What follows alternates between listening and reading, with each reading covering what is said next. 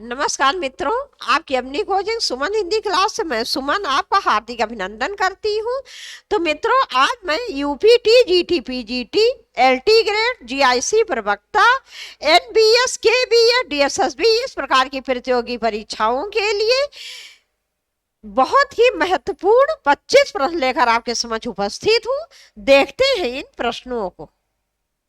प्रश्न 1, पाप और पुण्य के चिरंतन नैतिक प्रश्न को किस उपन्यास में प्रस्तुत किया गया है? पाप और पुण्य के चिरंतन नैतिक प्रश्न को किस उपन्यास में प्रस्तुत किया गया है? ए, सामर्थ्य और सीमा, बी, चित्रलेखा, सी, भूले बिसरे चित्र, डी, आखिरी दांव। इसका विकल्प बी सही है। इसका विकल्प बी सही है। चित्रलेखा ये भगवती चरण वर्मा का उपन्यास है। अगला प्रश्न, प्रश्न 2, परमानंद शब्द में कौन सा समास है?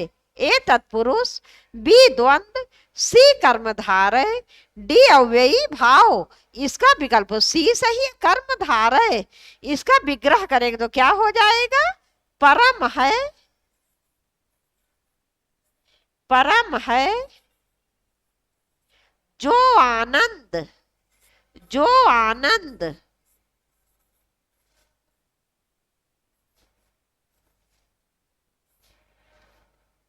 परम है जो आनंद, परमानंद। कर्मधारय समास क्या होता है? कर्मधारय समास विशेष विशेषण का संबंध।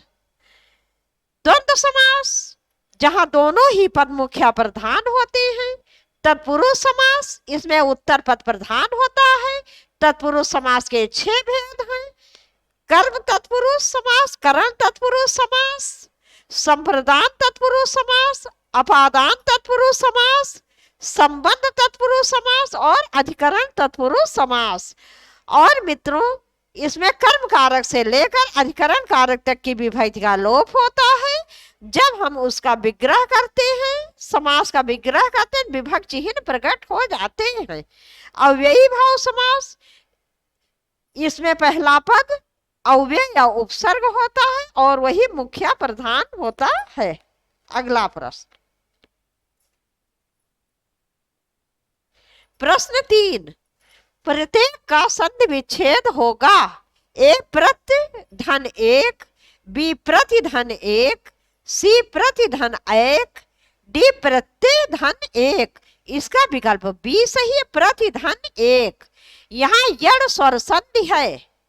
तो मित्रों, जहां या से पहले या वा से पहले आधा व्यंजन देखो, वहां समझ जाओ कि यण स्वर संधि है। अगला प्रश्न, प्रश्न 4, किस शब्द में आ उपसर्ग है? ए, अभिमान, बी, अनजान, सी, अभाव, डी, अवमान। इसका विकल्प सी सही है, अभाव। यहाँ भाव मूल शब्द है और आ उपसर्ग लग गया तो शब्द बना अभाव। अब यहाँ पर क्या हुआ? उपसर्ग लगने से अर्थ बिल्कुल बदल गया। भाव माने क्या होता है? विचार। आ उपसर्ग लग गया तो शब्द बना अभाव। अभाव माने क्या होता है? कमी, किसी चीज की कमी। अभिमान में मान मूल शब्द है, अभि उपसर्ग। अनजान में जान मूल शब्द है, अन उपसर्ग। अवमान में मान मूल शब्द है, अ उपसर्ग है। अगला प्रश्न,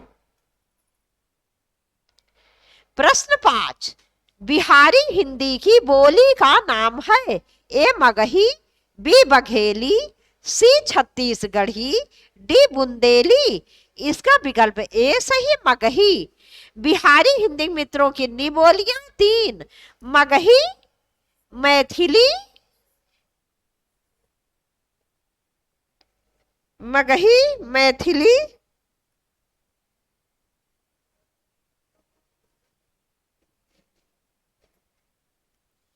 मैथिली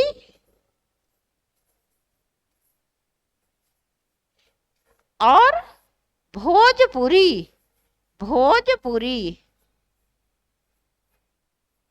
तो बिहारी हिंदी की कितनी बोलियां हैं मित्रों? 3, मगही, मैथिली, भोजपुरी। ये बघेली कहाँ की बोली है? पूर्वी हिंदी। पूर्वी हिंदी। पूर्वी हिंदी कितनी बोलियां हैं? 3। बघेली, अवधी और छत्तीसगढ़ी। ये भी देखो आ गई छत्तीसगढ़ी। पूर्वी हिंदी, पूर्वी हिंदी।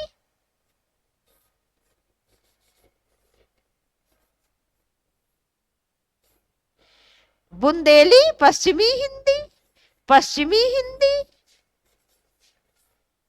पश्चिमी हिंदी कितनी बोलियां हैं मित्रों? 5। कौन कौन सी? बुंदेली, कन्नौजी, हरियाणवी, ब्रजभाषा, खड़ी बोली। अगला प्रश्न, प्रश्न 6। निम्न में से दलित आत्मकथा नहीं है। नहीं पूछा गया है मित्रों। निम्न में से दलित आत्मकथा नहीं है। ए अपने अपने पिंजरे, बी जूठन, सी तिरस्कृत, डी मेरी असफलताएं। इसका विकल्प डी सही, मेरी असफलताएं।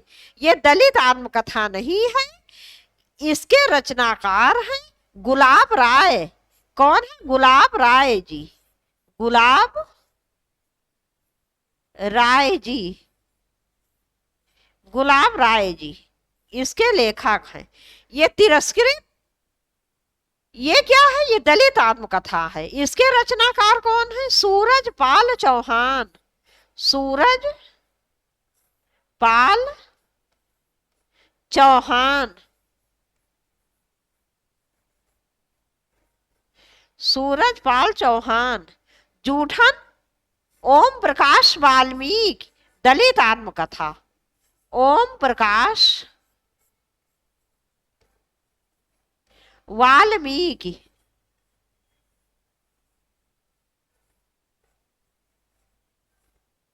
ओम प्रकाश वाल्मीकि। अपने अपने पिंजरे, मोहनदास नैमिष राय, दलित आत्मकथा। कौन है इसके रचनाकार? मोहनदास, मोहनदास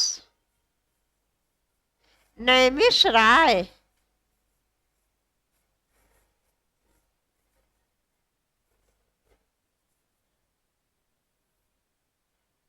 तो मित्रों अपने अपने पिंजरे दलित आत्मकथा, मोहनदास नैमिष राय है इसके रचनाकार। जूठन दलित आत्मकथा ओम प्रकाश वाल्मीकि। तिरस्कृत दलित आत्मकथा सूरजपाल चौहान। मेरी असफलताएं ये दलित आत्मकथा नहीं है। इसके रचनाकार हैं गुलाब राय जी। अगला प्रश्न, प्रश्न 7। निम्न में से भाषा की सार्थक लघुत्तम इकाई है? ए शब्द, बी पद, सी ध्वनि, डी वाक्य। इसका विकल्प ए सही है, शब्द। तो भाषा की न्यूनतम सार्थक इकाई क्या है? शब्द है। ये पूछा जाए भाषा की सबसे छोटी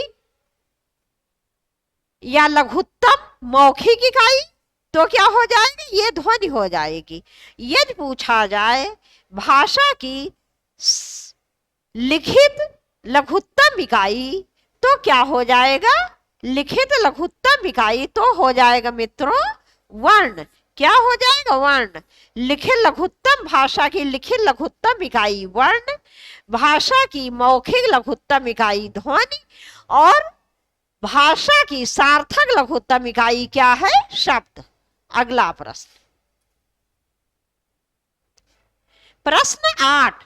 शिवराज भूषण ग्रंथ में किसका विवेचन मिलता है? ए रस, बी ध्वनि, सी अलंकार, डी औचित्य। इसका विकल्प सी सही है, अलंकार। ये मित्रों अलंकार ग्रंथ है। किसके द्वारा रचित है? भूषण द्वारा। भूषण एकमात्र वीर रस के कवि हुए हैं रीतकाल में और राष्ट्र कवि भी उन्हें माना जाता है रीतकाल का। तो ये शिवराज भूषण अलंकार ग्रंथ है। और मित्रों ये भी प्रश्न आपकी परीक्षा में बहुत बार पूछा गया है। इसमें अलंकारों की कुल संख्या कितनी है? तो इसमें अलंकारों की कुल संख्या है 105। कितनी है? 105। शिवराज भूषण में 105 अलंकार हैं। अगला प्रश्न, प्रश्न 9, कबीर किस शासक के समकालीन थे?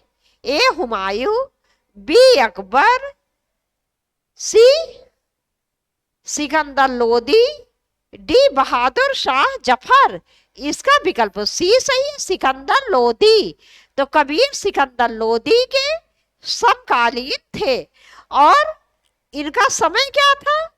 इनका समय था 1488 से 1517 ईस्वी।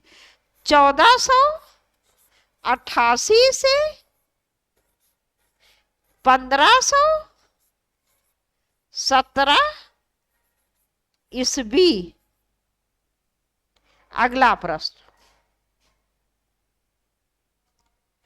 प्रश्न 10, अपने मुंह मियां मिट्ठू बनना मुहावरे का अर्थ है? ए अपनी बातें छिपाना, बी अपनी निंदा स्वयं करना, सी अपनी प्रशंसा स्वयं करना, डी अपनी चर्चा करना। इसका विकल्प सी सही है, अपनी प्रशंसा स्वयं करना। ये बी की जगह मित्रों सी हो गया है, ठीक है। तो इसका सी विकल्प आप समझ लो, अपनी प्रशंसा स्वयं करना। मियां मिट्ठू बनने का मुहावरे का अर्थ क्या है? अपनी प्रशंसा स्वयं करना। अगला प्रश्न,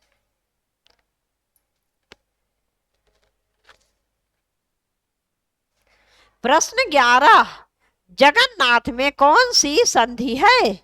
ए वृद्धि संधि, बी यड़ संधि, सी स्वर संधि, डी व्यंजन संधि। इसका विकल्प डी सही है, व्यंजन संधि।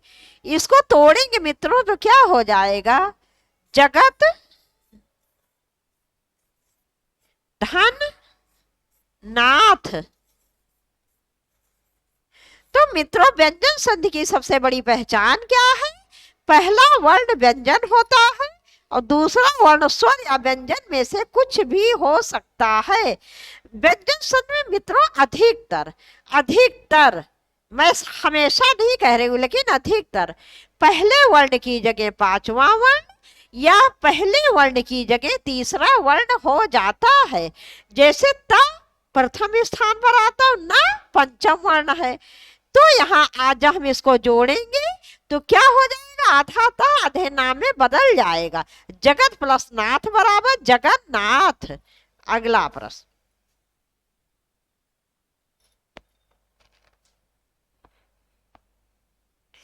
प्रश्न 12, वीर रस का स्थायी भाव है? ए शोक, बी भय, सी उत्साह, डी निर्वेद। इसका विकल्प सी सही है, उत्साह। वीर रस का स्थायी भाव है उत्साह। शोक करुण रस, ये करुण रस का स्थायी भाव है, करुण रस। भय भयानक रस, भयानक रस।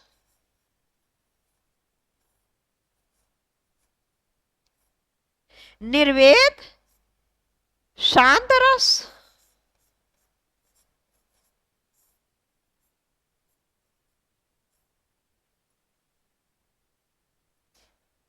अगला प्रश्न, प्रश्न 13, छायावाद को स्थूल के प्रति सूक्ष्म का विद्रोह किसने कहा है? मित्रों जुकाम बहुत तेज है और फीवर भी है, लेकिन फिर भी मैंने सोचा कि आप लोगों का नुकसान ना होने पाए क्योंकि आपकी परीक्षा जो है समीप है। छायावाद को स्थूल के प्रति सूक्ष्म का विद्रोह किसने कहा है? ए जयशंकर प्रसाद, बी महादेवी वर्मा, सी नंदुलारे वाजपेयी, डी डॉक्टर नगेंद्र। इसका विकल्प डी सही है, डॉक्टर नगेंद्र। छायावाद को स्थूल के प्रति सूक्ष्म का विद्रोह डॉक्टर नगेंद्र ने कहा है। अगला प्रश्न, प्रश्न 14, निम्न में से कौन सी रचना एवं रचनाकार का युग्म सही नहीं है? सही नहीं है मित्रों, बताना है आपको। काव्य निर्णय,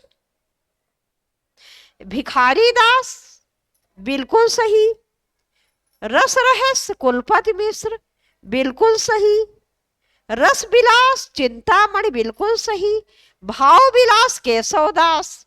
यही मित्रों युग्म सही नहीं है, तो यही आपका उत्तर हो जाएगा। भाव विलास के रचनाकार कौन है? देव। इसके रचनाकार हैं देव। अगला प्रश्न, प्रश्न 15, लक्ष्मीपुरा किस विधा की रचना है? ए यात्रा वृत्त, बी निबंध, सी रिपोर्टाज, डी डायरी। इसका विकल्प सी सही है, रिपोर्टाज। ये रिपोर्टाज विधा की रचना है मित्रों, और ये किसके द्वारा रचित है? शिवदान सिंह चौहान जी द्वारा। शिवदान सिंह चौहान जी द्वारा। शिवदान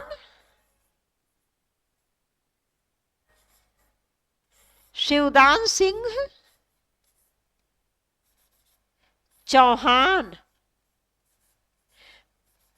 तो मित्रों इसके रचनाकार हैं शिवदान सिंह चौहान, और इसे हिंदी का पहला रिपोर्टाज होने का श्रेय है। यदि आपसे पूछा जाए कि हिंदी का पहला रिपोर्टाज कौन सा है, तो लक्ष्मीपुरा है। और इसके रचनाकार कौन है? शिवदान सिंह चौहान। इसका प्रकाशन वर्ष क्या था? 1938 ईस्वी। जी हाँ मित्रों, 1938 ईस्वी में यह रूपाभ नामक पत्रिका में प्रकाशित हुआ था। रूपाभ पत्रिका में प्रकाशित हुआ था। अगला प्रश्न, प्रश्न 16, शालिभद्र सूरी की रचना का नाम है? ए नेमिनाथ रास, बी भरतेश्वर बाहुबली रास, सी समतिगढ़ रास, ये सुमतिगढ़ रास होना चाहिए, डी जय मयंक जस चंद्रिका। इसका विकल्प बी सही है, भरतेश्वर बाहुबली रास। इसमें भरतेश्वर और बाहुबली का वर्णन है। अगला प्रश्न, प्रश्न 17, फणीश्वर नाथ रेणु की कौन सी कहानी है? ए रसप्रिया, बी रस आखेटक, सी रसिक प्रिया, डी प्रिया नीलकंठी। इसका विकल्प ए सही है, रस प्रिया। तो फणीश्वर नाथ रेणु की कहानी का नाम है रस प्रिया। ये मित्रों आंचलिक कहानीकार और आंचलिक उपन्यासकार थे। ये रस आखेटक किसकी रचना? कुबेर नाथ राय की। कुबेर नाथ राय, कुबेर नाथ राय की रचना। रसिक प्रिया केशवदास, केशवदास।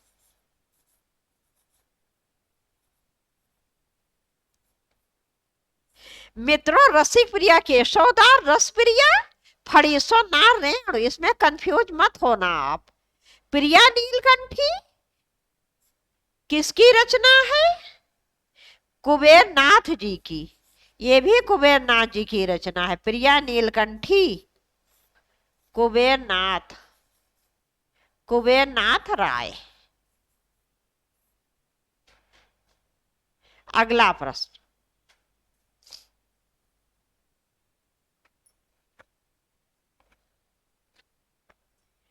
प्रश्न 18, साकेत महाकाव्य का सर्वाधिक मार्मिक सर्ग है? ए षष्टम, बी सप्तम, सी अष्टम, डी नवम। इसका विकल्प डी सही है, नवम।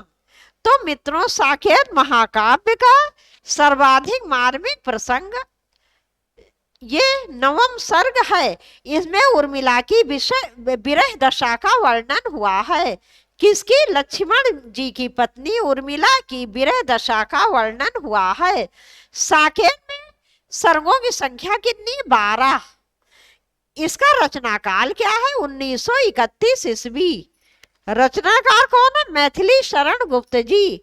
हिंदी में पहले ऐसे कवि हुए हैं जिन्होंने उपेक्षिता उर्मिला के ऊपर आवाज उठाई है।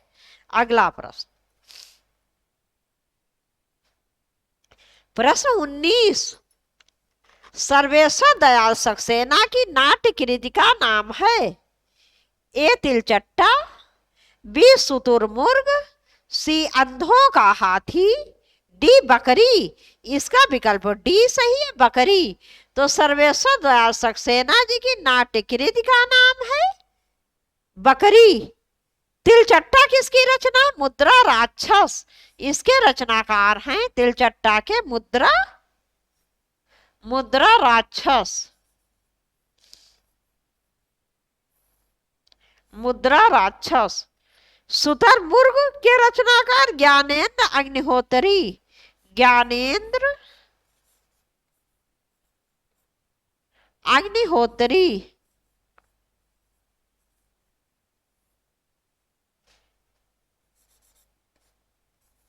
ज्ञानेन्द्र अग्निहोत्री। अंधों का हाथी का रचनाकार शरद जोशी। शरद जोशी।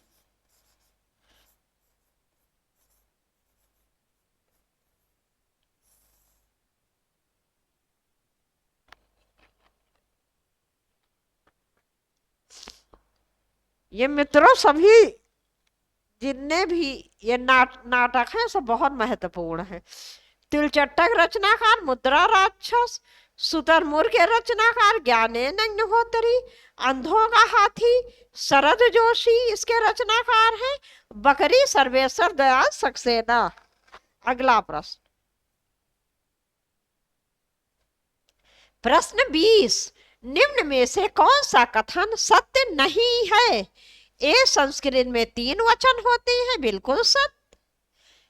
बी हिंदी में 2 वचन होते हैं, बिल्कुल सत्य। 1 वचन बहुवचन। संस्कृत में 3 वचन होते हैं, बिल्कुल सही। 1 वचन, 2 वचन, बहुवचन। सी हिंदी में 2 लिंग होते हैं, बिल्कुल सही। पुल्लिंग स्त्रीलिंग। डी संस्कृत में हिंदी की तरह 2 लिंग होते हैं। ये मित्रों असत्य है, ये सत्य नहीं है। संस्कृत में हिंदी की तरह 2 लिंग नहीं होते हैं। संस्कृत में 3 लिंग होते हैं, पुल्लिंग, स्त्रीलिंग और नपुंसक लिंग। अगला प्रश्न, प्रश्न 21, उदय प्रकाश द्वारा लिखित कौन सा कहानी नहीं है? कौन सी कहानी नहीं है? ये सी होना चाहिए। ए तिरिच, बी पाल गोमरा का स्कूटर, सी पीली आंधी, डी दरियाई घोड़ा। इसका विकल्प सी सही, पीली आंधी। पीली आंधी उदय प्रकाश जी द्वारा लिखित कहानी नहीं है, ये प्रभा खेतान द्वारा लिखित उपन्यास है। प्रभा खेतान। प्रभा खेतान, ये प्रभा खेतान द्वारा रचित उपन्यास विधा की रचना है। अगला प्रश्न, प्रश्न 22, वह पथ बंधु था उपन्यास के लेखक हैं? ए नरेश मेहता, बी प्रभाकर माचुए, सी भैरव प्रसाद गुप्त, डी रागे राघव। इसका विकल्प ए सही, नरेश मेहता। वह पथबंधु था उपन्यास के लेखक नरेश मेहता जी हैं। अगला प्रश्न, प्रश्न 23, दूसरी परंपरा की खोज किस विधा की रचना है? ए आलोचना, बी खोज एवं सर्वेक्षण, सी कहानी, डी ललित निबंध। इसका विकल्प ए सही, आलोचना। दूसरी परंपरा की खोज आलोचना विधा की रचना है और ये किसके द्वारा रचित है? Doctor Namvar Singh. Doctor Namvar Singh. Doctor Namvar Singh द्वारा रचित आलोचना विधा की रचना है। अगला प्रश्न, प्रश्न 24, अन्यमनस्क शब्द का आशय है? ए जिसका मन अपनी ओर हो, बी जिसका मन किसी दूसरी ओर हो, सी जिसका मन निर्मल हो, डी जिसका मन केंद्रित हो, इसका विकल्प बी सही। जिसका मन किसी दूसरी ओर हो उसके लिए एक शब्द होगा अन्यमनस्क। अगला प्रश्न, प्रश्न 25 तथा इस वीडियो का अंतिम प्रश्न, पंचवटी शब्द में कौन सा समास है? ए कर्मधारय, बी द्विगु, सी अव्ययी भाव, डी तत्पुरुष। इसका विकल्प बी सही है। इसका विकल्प बी सही है, द्विगु। यहाँ पर द्विगु समास है। द्विगु समास मित्रों वहां होता है जहां पहला पद संख्यावाचक और दूसरा पद संज्ञा होता है। जैसे पंचवटी शब्द है तो पंच क्या है? संख्या है। और वट क्या है? वटी, ये है संज्ञा। इसका विग्रह करेंगे तो क्या हो जाएगा? 5 वटों का समूह। 5 वटों का समूह। तो इसलिए यहाँ पर द्विगु समास है। अब मित्रों यहीं पर ये वीडियो समाप्त कर रहे हैं। आप लोग बिल्कुल भी वीडियो को शेयर नहीं करते हैं और सब्सक्राइब नहीं करवाते हैं। तो मित्रों आपसे एक निवेदन है कि जब मैं आपके साथ इतना परिश्रम करती हूँ तो वीडियो ज्यादा ज्यादा शेयर करो और अधिक से अधिक सब्सक्राइब कराओ। इतना कर्तव्य तो मित्रों आपका बनता है। तो कल फिर आपसे मिलेंगे बहुत अच्छे 25 प्रश्नों के साथ। तब तक के लिए नमस्कार।